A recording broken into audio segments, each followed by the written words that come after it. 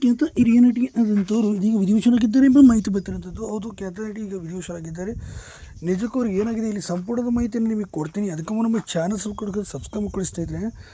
ಇನ್ನು ಚಿತ್ರರಂಗದಲ್ಲಿ ತಮ್ಮದೇ ಆದಂಥ ರೀತಿಯಲ್ಲಿ ಛಾಪನ್ನು ಮೂಡಿಸಿರುವಂಥ ಅತಿ ದೊಡ್ಡ ಕಲಾವಿದರು ಅಂತಲೂ ಕೂಡ ಇವ್ರನ್ನ ಹೇಳ್ಬೋದು ಸ್ನೇಹಿತರೆ. ಇನ್ನು ಸಿನಿಮಾ ರಂಗದ ಸುಮಾರು 550 ಅಧಿಕ ಸಿನಿಮಾಗಳಲ್ಲಿ ಅಭಿನಯಿಸಿದಂಥ ಇವರು ಇದೀಗ ಕೊನೆ ಸೆಳೆದಿದ್ದಾರೆ. ಇನ್ನು ಡಾಕ್ಟರ್ ರಾಜ್ಕುಮಾರ್ ಅವರಿಗೆ ಸಿನಿಮಾಗಳ ಅತಿ ಹೆಚ್ಚಾಗಿ ಕಾಣಿಸ್ಕೊಂಡಿದ್ದಂಥ ಈ ನಟಿ ವಿದೇಶರಾಗಿರುವಂಥದ್ದು. ಬೇರೆ ಶಾಂತಮ್ಮ ಅವರು, ಇವರು ಇನ್ನು ಬೇರೆ ಯಾರು, ಶಾಂತಮ್ಮ 97 ವರ್ಷ ಅವರಿಗೆ ವಯಸ್ಸಾಗಿತ್ತು. ಸದ್ಯ ವಯಸ್ಸಾದ ಕಾಯಿಲೆಯಿಂದ ಕೂಡ ಅವರು ಬಳಲ್ತಿದ್ರು ಅಂತಲೂ ಕೂಡ ಹೇಳಲಾಗ್ತದೆ. ಹೀಗಾಗಿ ಅವರು ಕೊನೆ ಸೆಳೆದಿರುವಂಥ ವಿಚಾರ ಬಂದಿರುವಂಥದ್ದು.